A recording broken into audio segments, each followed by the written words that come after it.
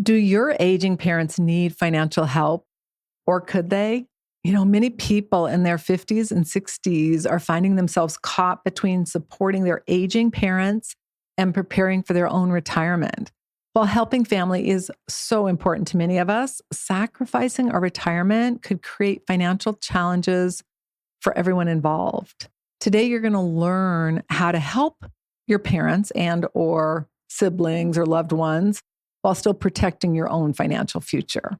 Specifically, we're going to dive into how to determine what help you can realistically provide without harming yourself, the difference between helping and enabling, how to have important conversations before a crisis occurs, ways to support parents without draining your retirement savings, and how to create family care that works for everyone involved. Now, if you need support with this, because this can be very challenging, not only financially, but also emotionally, I encourage you to go to themillionaireinsider.com/support. There you can fill out a quick form and we can determine how to best support you. So again, themillionaireinsider.com/support. For today's show notes, you can go to themillionaireinsider.com/172. The Millionaire Insider copyrights all materials and intellectual property. This information is for educational purposes only. It is not intended to replace any advice or specialist or to provide any investment, financial, tax, retirement planning, or healthcare advice. Always consult with a qualified professional, a fiduciary, before making any financial decisions, investment changes, or legal and tax planning decisions. One of the things that's really interesting as I was getting prepared for today's episode is that nearly 1 in 3 adults between the ages of 50 and 65 are helping aging parents financially or physically or emotionally. Probably if you had it emotionally, it's probably like 1 in 2, right? But many are also supporting adult children or grandchildren. It's really a problem. Now, caring for parents can feel like the right thing to do, but without a plan, it can really derail your future. And that's what I really want to focus in today on. You add in that emotional and mental health toll, and oftentimes you have that guilt, you have resentment or worry, fatigue, all those things that just exasperate the issue. So what I want you to leave with today is to really create a space for both loving and supporting your family, your parents, your kids, as well as future security. Now, we're going to talk about helping family members and kids more in depth in a future episode. Today, I want to really focus just in on parents because I think that's a different dynamic. And a lot of times there's not the option of them going and working or them going and doing something to generate income. So we're going to separate the two. But the first thing that I encourage you to do is to start the money conversation as soon as you can, like ideally before they ask for money. And this goes for all family members. We're helping out a relative right now who's in a dire situation. The interesting part of it is we don't have a close relationship with them. We never hear from them. No one in the family really does.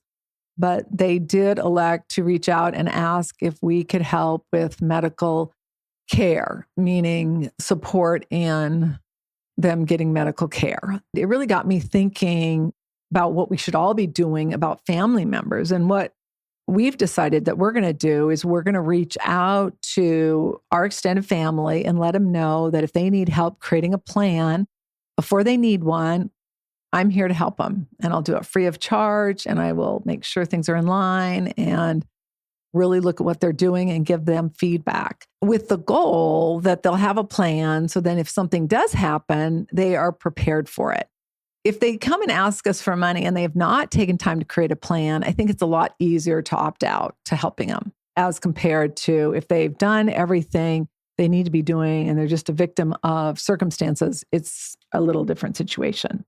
I want you to leave with an understanding that there's not a right or a wrong answer as long as whatever choice you make does not impact your retirement and your financial future, and that it won't enable your parents to abdicate their responsibility and expect you to continue to bail them out financially. And at the end of the day, you got to figure out what feels right to you from a perspective of what can work for you as well as what you can live with. I get it. Family dynamics can be so crazy. And it's hard when family members take advantage of the system, when you are working hard and then they get to a point and then they're not really doing what they need to do.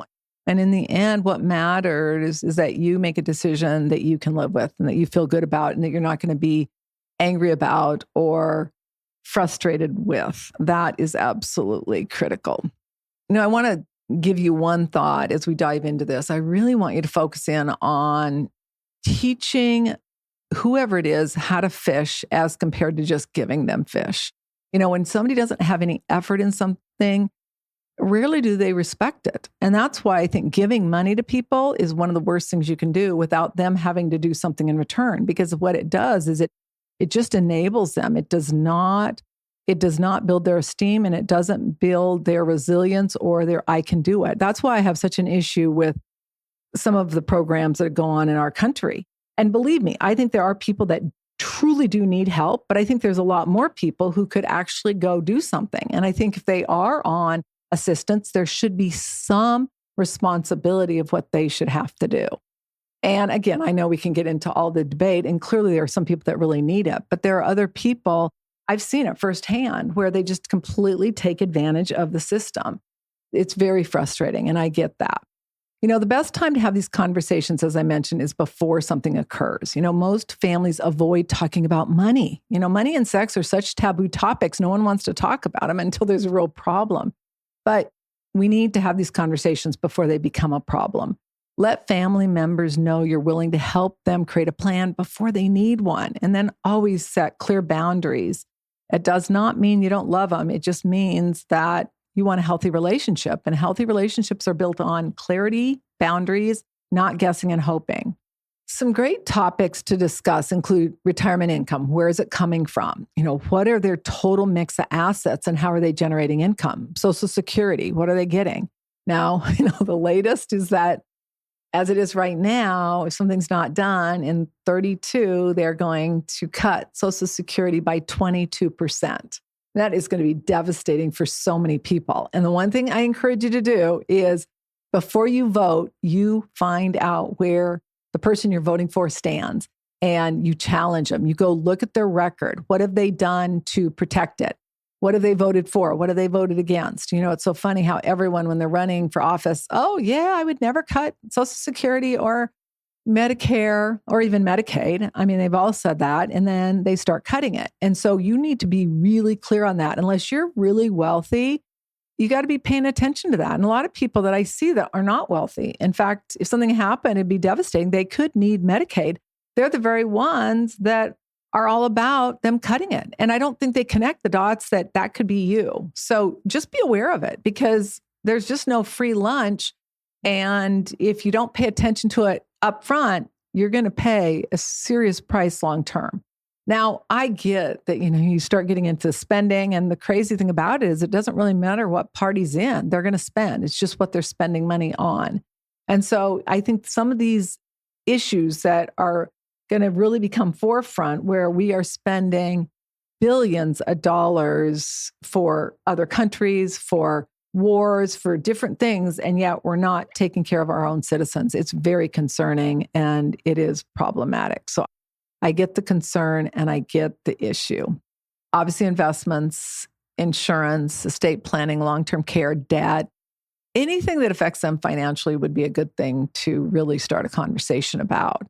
And the more information you get, the more options you have. Now, obviously, you have to make sure you don't get on some rabbit hole where they're giving you information to kind of distract you from the problem. But just make sure you have enough information. If you're working with a professional, it's going to be a lot easier. But you want to find out about their retirement plan, about their will and trust. You even want to know who the trustee is and who the trust protector is. Those are really important keys in case the person that's trustee does not do what they're supposed to do. Who is the financial power of attorney, medical power of attorney? What happens when the first partner dies?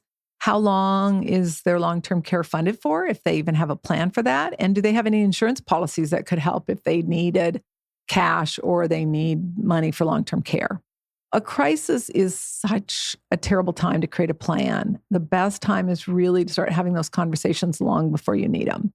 All right, number 2, get the facts. Before giving one penny, you got to understand the financial picture, the inventory, and you want it backed up with proof. Most people that are asking for help have never taken the time to create a plan or a spending plan.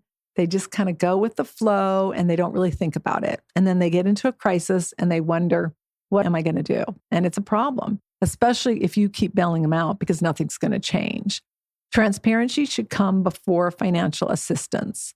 You want to review income, expenses, debts, and assets. Facts reduce emotion and lead to better decisions. That I can guarantee.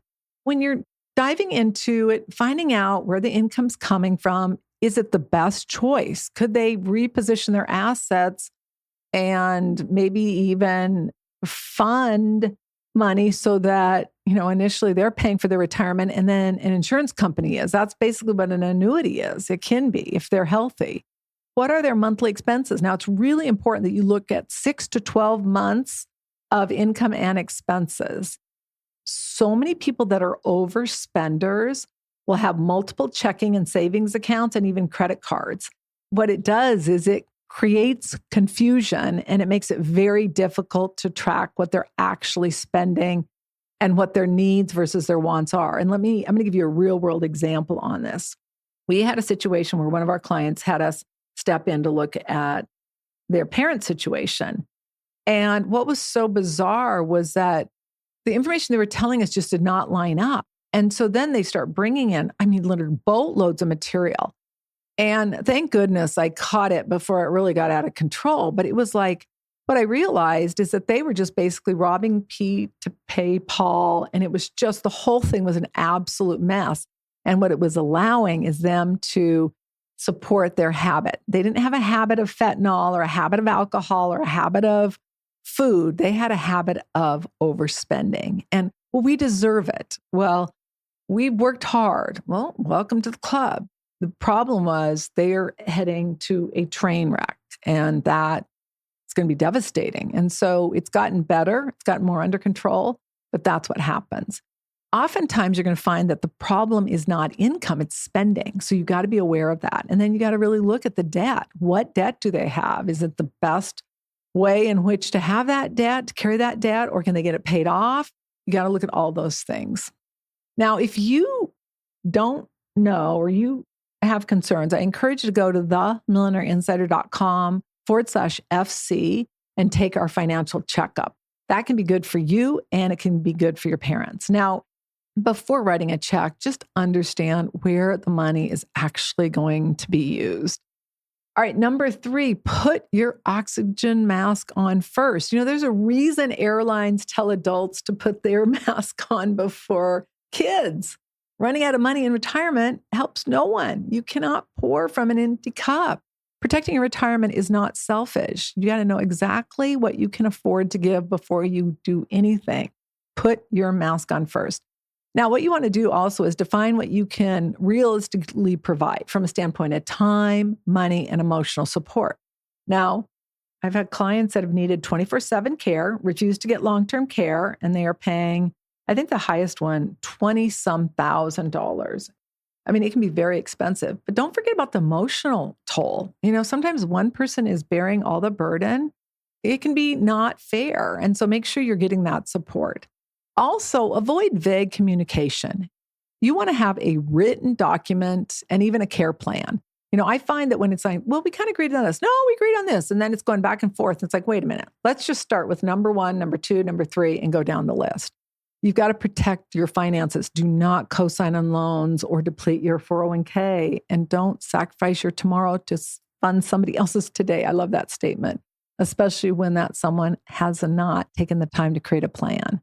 Also, building a care team where you have an attorney, a financial advisor, and even a healthcare proxy, all those things can help and give you a different perspective, and even a tax professional. Don't sacrifice your tomorrow to fund someone else's today. I love that. Number 4, know the difference between helping and enabling. Temporary assistance is very different from ongoing support. Some situations are emergencies, and others are patterns of just poor financial decisions that they've gotten away with. And their primal brain is so used to it that they just keep doing it. Continually rescuing someone may prevent them from solving the real issue. Boundaries are healthy and protect everyone involved.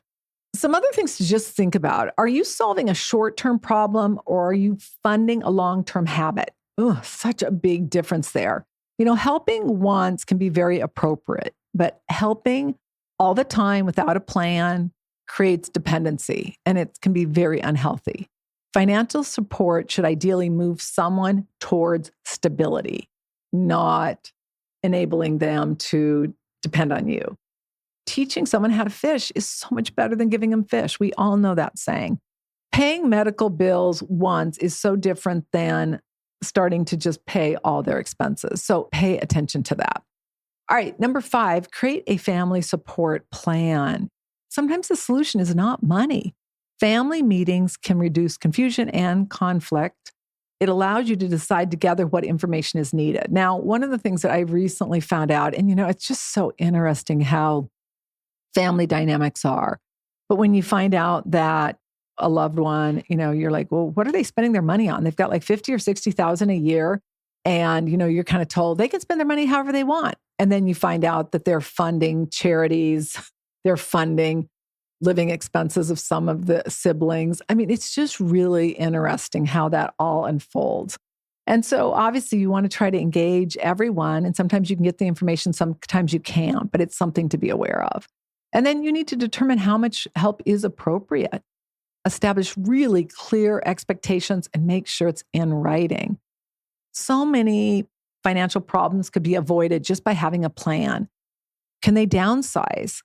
Do they even have a spending plan? What about their insurance coverage? Do they have available benefits, like if they needed it for long-term care? I have clients who we didn't even know they could get their long-term care coverage, and it's paying for all of their home health care. You want to coordinate help from siblings or family members or friends if possible. Can you sell unused assets and generate income from those? Or utilize community resources? You want to always look at expenses. And I even think it's probably more important to look at expenses first before income. Are there any membership subscriptions or expenses that can be reduced? I always love it when people are like, oh, well, that's my form of entertainment. And I'm like, well, you have 17. I think the highest we've ever seen is like 17 streaming services. I'm like, you can't afford 17 streaming services. This is one of my clients' kids. And if my client had known this, she would probably, I don't know what she would have done. She had no idea. Can other family members help with the responsibility? One of the things we did with this family member that reached out to all of us is that we didn't just say, sure, we'll pay. And they weren't asking for a ton of money, but we made it a big deal. We all discussed it. We all asked questions. There's a total of 3 siblings. It's on my husband's side. We went over everything. I went over as a financial planner what information I wanted to see. Where's their money going every month? Where is it coming from? What was interesting was that we ended up giving money. I mean, it was a decent amount of money. It was probably a little more than they asked for. Then it was kind of like, okay, these are the upcoming expenses. And so now we need an updated cash flow. And we also decided not to give them the same amount. So we're all still pitching in the same amount. So we gave them a third of it. And they don't even know there's more coming. But she said, well, I can pay you back when I get my money on the 26th. But I just don't want to make it so comfortable that now all of a sudden we are just funding them. I don't agree with a lot of the choices they've made. And really that decision, ultimately, even though I had input on it, was my husband's because it's his family member. We wanted to help out, but we really engaged all the other siblings. And one of the siblings probably doesn't have as much money to be able to support, but they did pitch in. I just felt it was much better to make it a big deal, make sure we had the information, have everyone involved, not make it sound like, sure, okay, it's not a big deal, here's the money. Because the amount of money we gave them is not going to have any impact on our life. That's not the point. The point is we want to create a responsible family members moving forward and not just enable them to just spend money.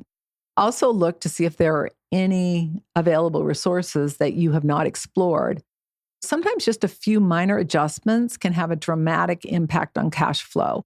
And if you need to, if they can't budget, go download our magical budget template at themillionaireinsider.com/MBT. That template helps you outline what needs are, what wants are, so that you can really get clear. Needs can be paid out of checking. Wants should be paid out of cash. That is the quickest way to get somebody to stop spending. And recently, one of my clients I've had for 3 decades started really having a spending issue. We have talked about some measures we're going to be putting in place if it doesn't change. And now we're including one of her other children. Number 6, revisit and reevaluate regularly. Life, money, and health situations change. Plans should too. You want to schedule, ideally, a quarterly check-in, for sure an annual one.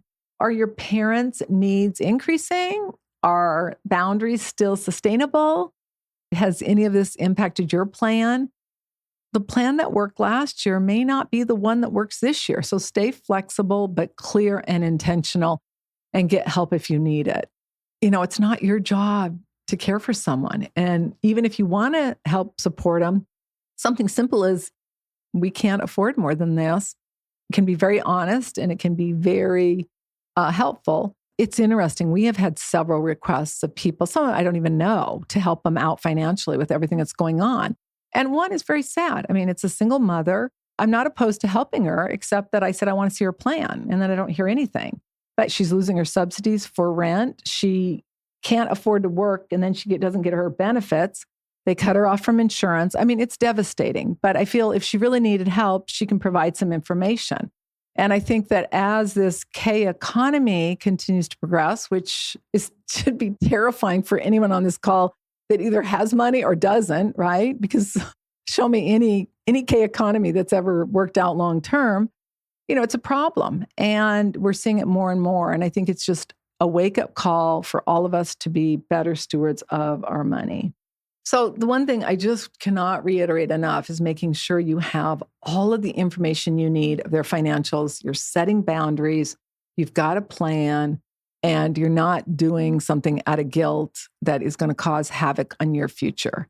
Without a plan, emotions often drive decisions. And with a plan, you can make such better decisions, and especially if you have a professional working with you.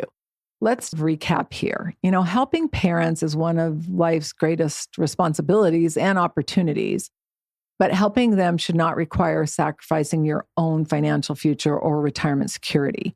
The goal is not choosing between your parents and your future. The goal is creating a coordinated plan that allows you to support the people you love while still protecting your own financial future. When you have a plan, everyone benefits. And I want to just close with an actual real world example. So for my book, If Only I Had Known, which I've never published, but I did the workshop for 20 years, I interviewed this woman. I just remember I got done and I'm like, she is going to be broke if probably within 10 years.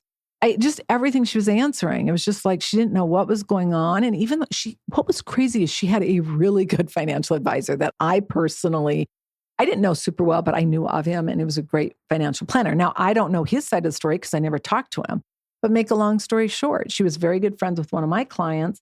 Fast forward about 6, maybe 7 years. She said, oh, she's moving in with her kids. Well, why? She's out of money. She got a call from her financial advisor and said, you probably have 6 months left. Now, I find it really hard that he wouldn't have had that conversation with her before, but you want to make sure whoever you're working with is a fiduciary and that they are giving you the truth. If you have an advisor that's just telling you what you want to hear, you should be running as fast as you can. You want somebody that you enjoy, you like, but it's also comfortable having tough conversations, that they have your back and they're not just looking out for you today, but they're looking out for you 5, 10, 15 years. So I hope that leaves you with some hope. I want to thank you so much for joining me today. If you found value in today's episode or any of our episodes, please subscribe and also leave us a 5-star review and a comment. We really appreciate it. That's really what gets our name out there, and sharing our podcast with other people. I mean, we're at 10,000 downloads, which is such a milestone, and it just keeps growing. I can remember days when we had less than 100, and now we have several hundred. And some days we've even hit 1,000. So it's really exciting. It's really getting some momentum. So I really encourage you to share the insight I love to hear all the stories of how it has helped you, but I encourage you to also share it with other people who may need it. And there may be people that you don't even know that could use it.